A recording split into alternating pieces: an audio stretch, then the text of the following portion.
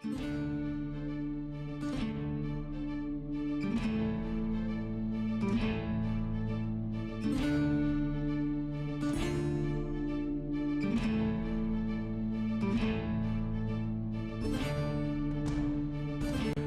guys, and welcome to the first actual episode of the Black Flag Podcast. My name is Gunnar, And I'm Sethion. and we are your hosts. Today we're talking about piracy on a budget. Joining us today is our in-house researcher, Riztan. Riztan, say hello. Hiya. All right, so the first thing we're going to talk about today is what I like to call the cost-to-kill ratio. We're going to factor in ammunition costs, manning costs, and fuel costs. We're going to talk about each one of these things and how it affects your ability to be an effective pirate. So ammunition for starters. I hear. Go ahead, Seth. Well, there's two kinds of ammunition. Well, I mean, just in general, there's ballistic ammo and there's missiles. Ballistic ammo isn't so bad, but the missile costs are a whole different kettle of fish. And man, it's gotten to the point where you need to consider whether or not you really want to fire that missile at that guy, or are you going to crash your ship into something and claim it on insurance. But down the line, that's going to be a more important consideration for cost than ballistic ammo. Yeah, torpedoes are also another thing. It's like missile plus. I've heard a lot of people talking about, oh yeah, I'm gonna go pirating in my missile boat, like a Gladiator. What's that stealth one? Eclipse. Yeah, the Eclipse, or the Retaliator. And I mean, those missiles are gonna be expensive as fuck, or those torpedoes rather, are gonna be expensive as fuck. I mean, you fire, and in order to get your target to surrender, you're gonna have to fire on them and strip their shields away and do a little bit of structural damage before you contact them and go, hey, give me your shit or I'm gonna kill you. Because if you just pop in there and say, give me your shit and point guns at them, I don't think you're gonna get very many peaceable surrenders. Yeah, and that means you're limiting the efficacy of these ships anyway. You jump in a Retaliator and you don't want to shoot any missiles at somebody. Well, maybe they can outrun you. So it even as a sword of Damocles, the ships are kind of limited in use for piracy. I mean, and it depends on how expensive the torpedoes ultimately are, but they're not going to be cheap. Yeah, when it comes to bullets, I mean, I personally have talked within our own organization, the New Tortuga Militia, about how I plan to set up my hammerhead, just almost completely and totally decked out with energy weapons, just to cut down on that operating cost. I mean, if I'm firing, lasers at somebody all day, again, I can do that all day. Where the guy with ammunition, his bullets are going to run out. He's going to have to pay to replace those bullets. His weapons are going to overheat faster, et cetera, et cetera. Yeah, and you bring up the hammerhead, and that kind of comes into the next topic because I think you're right. I think that's going to be a strong ship for piracy, partially because it depends so heavily on guns, and you can kit it out with laser weaponry. But it's going to be a multi-crew ship. Yeah, you can bring in NPCs or you can throw a bunch of AI blades on there, but fielding that ship is going to be more expensive because of its size and because of the manning requirements. Oh, definitely. The manning costs is another thing to bring to bear when you're planning out your trip, your piracy fleet, etc.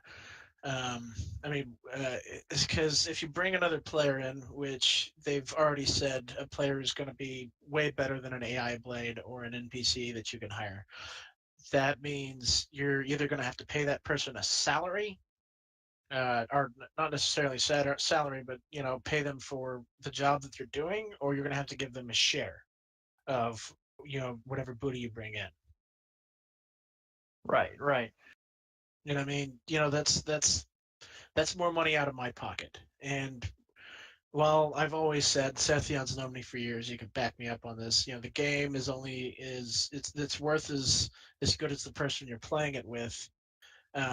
You still need to bring in bear in mind these these operating costs when you're planning your fleet and when you're going out. Is I mean, running these expensive ships um, is it actually this just dawned on me. There's also going to be part wear out when you're taking these ships out. These expensive ships like hammerheads and um, uh, the hammerheads in your capital ships. You know the parts are going to degrade and wear out, and you're going to have to repair them and replace them.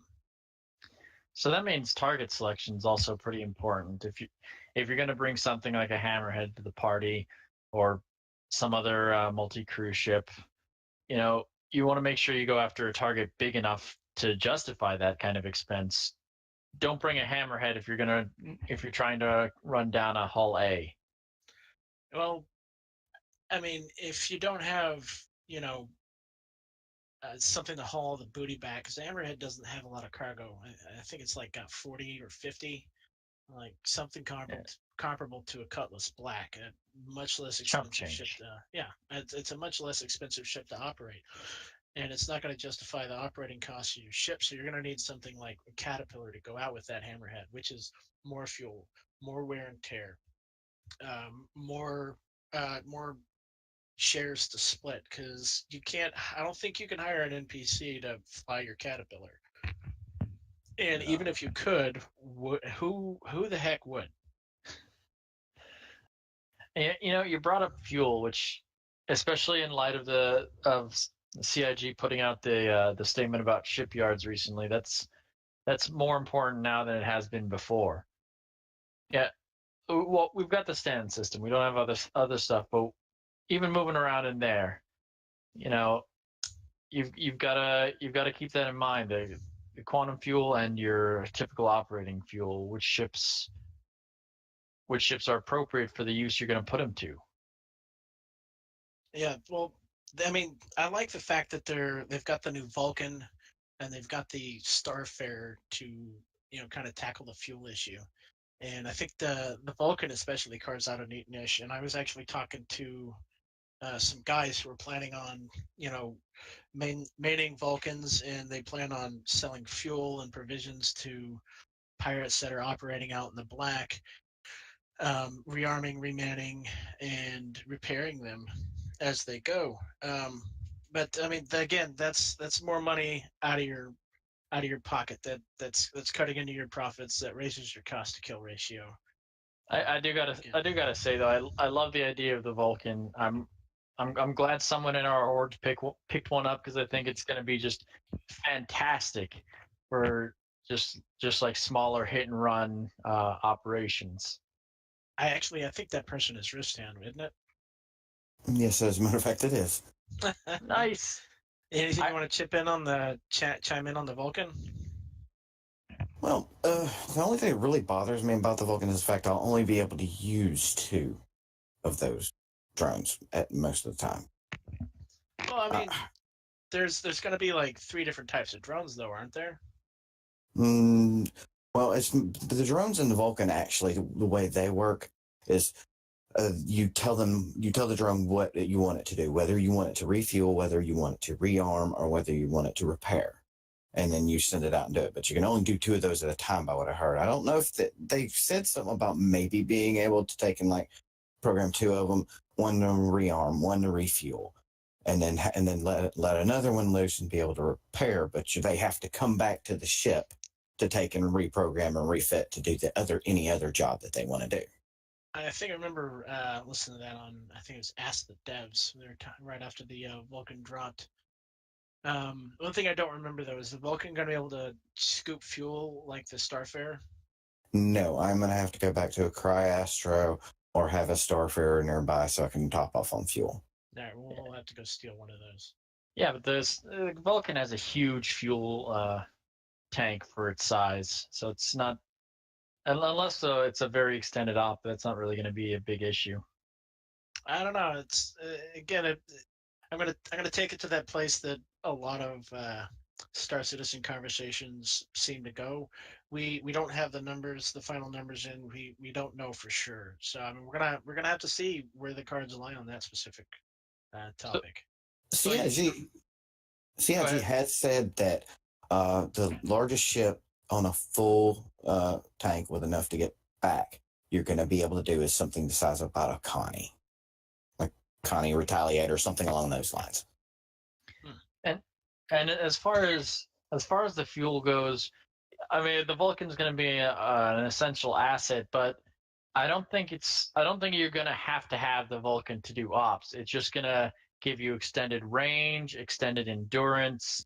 It's going to keep your ships in the air, but you don't have to have ones. And that implies that the ships aren't going to have like tiny little shitty pissant fuel tanks.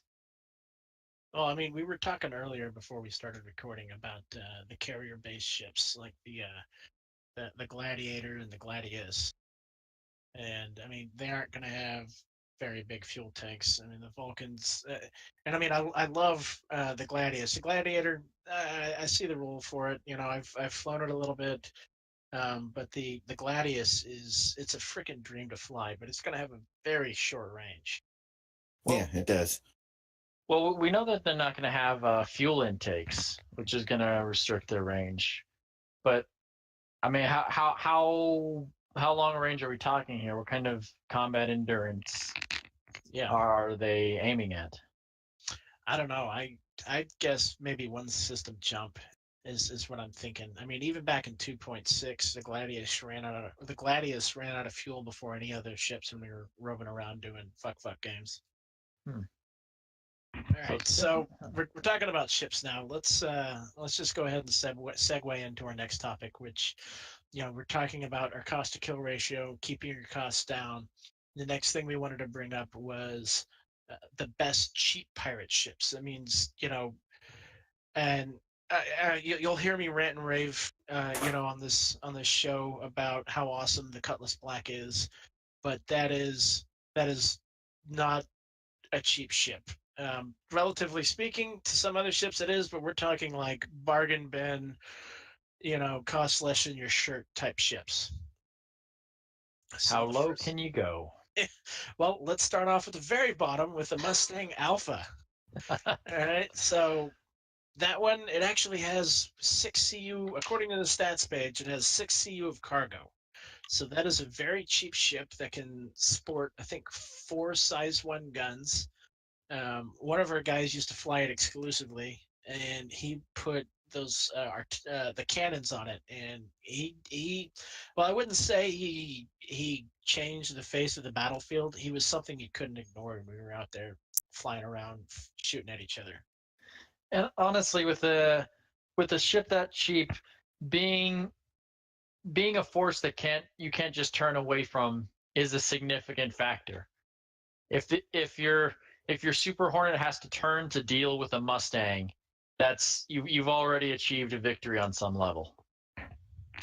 Yeah, and again, a lot of this comes down to pilot skill. He at the time he was a much better pilot than me. I've gotten better since, but yeah, I mean, even if you do have to turn to look at that, I mean, you're taking a Hornet's guns away from something that is a more credible threat to, because you can't ignore that Mustang that's eating the ass out of them. I also wanted to talk about the Mustang Delta, which it doesn't have any CU, so you're going to need to bring a friend along for if you plan on sporting this particular ship.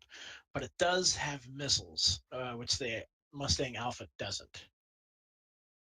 Yep, and if you're going after something a little bit more significant, then the Delta is the way to go. But if you're targeting something small, something weak, and you want to do something and you want to work on your own, then I think an Alpha's fine.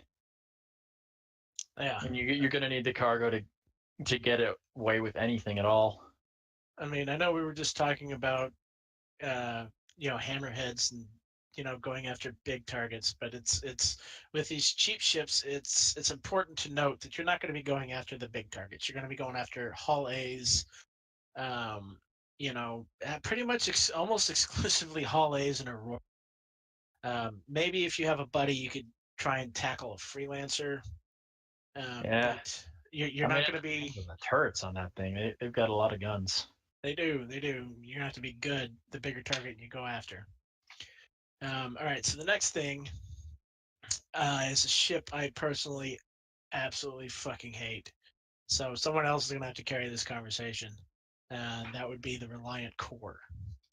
All right, I'll pick that up. And in response to the first statement, all I got to say is, how long has it been since you've flown one? Well, I think they dropped in 2.5, and maybe it was 2.6. One of those. I flew it in the PTU before it was released. That's the last time I was in one of these ships. Okay, so just take what he said earlier with a grain of salt there. But I think they're also fuck ugly. Okay. Yeah, says the guy who unambiguously thinks Drake ships look good. It's because they do look good. I mean, it's a fact. Drake ships are badass looking. Function over form. Drake ships look good the way that ugly dog that you know will always have your back and you know is a badass looks good. That fucker's ugly as hell, but damn it, it'll get the job done every time. Hey, you know, I was gonna say I think you're talking about my dog, but he's a little yappy piece of shit. So. No, man, I've seen your dog. I'm good. Anyway, the Reliant series. All right, so there's the Core, which is the light freight model, and there's the Tana, which is the fighter. There's some others, but we're not going to talk about those. What makes these interesting for this particular discussion is that although, at least according to the stats page, they don't have any missiles, they do have size 3 weapons available. Now, for a ship this cheap, that's kind of ridiculous. The Core has one size 3, the Tana has 2. So that's a huge amount of firepower for a ship this cheap and this light, we'll say. But it is a co-op ship. You're supposed to have 2 people to fly it. You can probably slave the guns to the actual pilot, though. So I think that requires an AI blade, though. Oh, a ship like this will probably have one of those at most. Yeah. So that'll be unfortunate. But on the flip side, that's a ton of firepower that you're bringing to the party. And because none of its missiles, your cost to kill ratio is going to be up there. Especially if you run energy weapons. I might have to go try and hop into a Tana or one of the Reliance again in the future. And it's worth keeping in mind that the visibility from the cockpit on those ships is fantastic. Okay, it's been shit. 2.6 was in development for over a year, so it's been like almost a year and a half since I've been in one of these. All right. So all told, I want to wait until they release the others. I think that's Q3 or Q4 this year. I don't remember the ship exactly. I'd have to double check that. Yeah, they're coming out this year, and I think there's a lot of potential with these ships, but we'll have to see how it's actually executed. On a non-piracy related note, one of the ships is supposed to be a news van. I'm actually quite curious to see how that plays out. Yeah, I'm looking at it, the Reliant Mako. Like, what does that mean? I don't know. Like, they're talking about doing some picture-in-picture stuff. Like, you know, there's on your Mobi-Glass, they're showing a dude who's talking. You know, so maybe one day, you know, Black Flag podcast will actually be an in-game, you know, kind of show and stream completely within the realm of Star Citizen. That would be really fucking cool. I don't actually see that happening, but that would be badass. It absolutely would be. That's what they're trying to do with the camera systems and like the little drone things that fly around. Oh, that's cool. These fuckers have no shortage of ambition. I'll say that. No kidding. Anyways, that's another topic. All right, so the last ship series on this particular cheap pirate ship lists is the most. I correct me if I'm wrong, but I believe these are the most expensive ships on the cheap list, and that's the Avenger series. You are correct, sir. So we have the Warlock, the Stalker, and the Titan. So they've got decent armament. But the Warlock comes with an EMP, and I don't know if anybody's been caught in one of these EMPs, but it is a pain in the ass. It completely shuts you down. You gotta it takes out your shields. You just got to sit there for a few minutes. Even hell, I want one of these in my expensive fleet. When we're taking out the big boys, I want one, an Avenger Warlock to run up on a hull, whatever, or uh, Banu Merchantman, something like that. Blast its EMP, shut down the shields, and then we just hammer the shit out of him with all of our guns until he turns it back on. Yeah, I remember CIG saying something along the lines of that they're working on balancing for the EMPs, because, like you said, right now if you have a buddy and you've got an EMP, it's basically an I win button when you're fighting somebody. Oh, Shut their ship down, and your buddy can just sit there and pound them into scrap. I miss my Avenger. I've learned to dogfight an Avenger to begin with. I've seen you fly an Avenger. You're badass in that thing. Actually, my kid, she kind of wants an Avenger. For Christmas, I gave her some CIG money, so we're gonna see. She's still making her decision on what she wants. Hey, an Avenger also has a very, very classic look to it. I love the aesthetic of the ship. There's none of that ambiguous appearance like the Reliance series has got going on, and not that weird wing fiddly bit shit that the Mustang's got. Although they're getting the redesign, that looks good. That's coming in the next patch 3.2 in the middle of summer. Looking forward to it. That is pretty cool. I got a lot of shit coming in that too. All right, so the next we have is the Avenger Stalker, and it has the prisoner cells. And the reason why I include this one on the list is I know it loses out on being able to haul cargo, but you can take prisoners and sell them for money. Which I think it's powerful, but it's also one of those really niche uses, Yeah, it does lend itself more to a bounty hunter type of role, but I mean, the enterprising slaver, pirate slaver, could make use of that. I think. And you're also supposed to be able to rip the cells out and basically use it like a Titan anyway. I mean, why not just get a Titan? Which Titan has 8 cargo. Somebody correct me if I'm wrong. You're right. I'm right? Okay, good. It's got 8 cargo, which is on this list. I believe that's the best cargo size.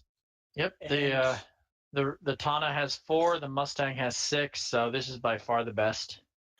Yeah, and like you're saying, it does have that classic look. I mean, it reminds me of almost like, the spaceship of tomorrow. You know what I mean? Like near future, like the type of space shuttle we're gonna hop in and fly to the moon and back in or whatever. Yeah, I can dig that. It's just it's got an achievable look to it. Unlike the current build of the Mustang, it looks like something out of a fucking anime. I hate the way they look. I'm so glad they're reworking that. The rework looks 100 times better, but it's kind of like being a prettiest Denny's waitress. There's nowhere to go but up. And let's not forget they're reworking they're making the Avengers series bigger. So I forgot about that. And what is that? It's meaning? A good time. 3.2. Yeah, there you go. And it's getting size 3 guns all the way around. And a changeable nose gun. Shit. You're going to be able to actually change out the nose gun, you said? Yes, you are. Yeah, because right now it's got that fixed minigun that you can't pull out if memory serves. Yes, right now that's the way that thing is. Still a good gun, though. I mean, yeah. It's the Tiger Strike T-21 ballistic Gatling gun. It's a size 3. But it's on a gimbal, so I think it's a size 2 on a size 3 gimbal. I just locked that gimbal. Yeah, well, that's what I do. I fly with lock gimbals. I don't do that mouse and keyboard bullshit. I'm always happier when they give the options to customize. I mean, having the fixed guns on the nose of the shit. What's that? What's the heavy fighter? The long distance one. Vanguard. Yeah. Yeah. Having those 4 fixed size 2 on the nose of the Vanguards always annoyed the hell out of me. Give me some options. This is a long range heavy fighter. It's an expensive ship. Don't fuck me here. There's also a bomber variant in that. That's one that I forgot about, but I think that's the Warden. No, the Warden is the fighter. don't remember what the bomber variant is. Let me look that shit up. But Harbinger. okay, Harbinger. Yeah, but yeah, the Avengers, solid entry into the pirate market. And that's going to conclude our best cheap pirate ships. Now we can't have a best, list without talking about the worst list. And this first one is going to be a dagger right in your heart, Sethion. Bad pirate ship example is the Car2All. Oh man, you cut me deep. Look, look. Here's what I have to say to that. I love that ship. It's fantastic. It's fun to fly. You got like the growling thing going on. It's cool. It's got the transformation. But you're right. It would be a terrible pirate ship. Yeah, I heard like comparing various ships to animals as far as how they perform in the Star Citizen universe. The Car2All is a flying squirrel. It is not a dangerous ship. It's got 2 size 3 weapons. It comes standard with 2 size 1s at the moment. No missiles. If you could slap like an interdictor on there, sure, it's going to be an amazing ship. If it's got some kind of like Eve type web or interdiction device, something to keep people from warping away, something like that.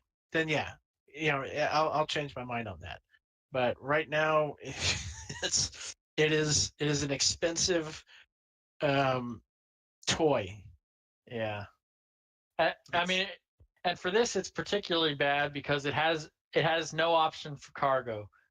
So you don't have missiles, so you don't have that threat. You don't have a lot of guns, so it'll take you a little while to take the shields off, and you don't have cargo. So where are you gonna put it? Even if you do catch the guy and get him to jettison your cargo, the Car2All's greatest strength, its insane maneuverability, is only sort of useful because you're not going to be, as a pirate, you're not going to go up and find the fighters in the fleet and kick them in the eye. You're going to be going after that slow, lumbering, poorly maneuverable ship. And sure, the Car2 can absolutely stay in the blind spot. Sure, great. What are you going to do next, man? What are you going to do next? Call your friend who's got a Cutlass Black, for instance. Then why are you even there? All right. Actually, I could see it as a scout role, but I mean that's about it. Granted, they are hard to hit when they're moving. Yeah, it's one of those ships that's I love the ship and I own one and I'm never getting rid of it. But damn it, it is hard to justify flying that ship instead of something else. That and the fact that it crashes the game whenever you do fly it. Look, that's only happened every time I've tried to fly it in the last month. All right, moving along. Gladiator. We ripped on this thing a little bit.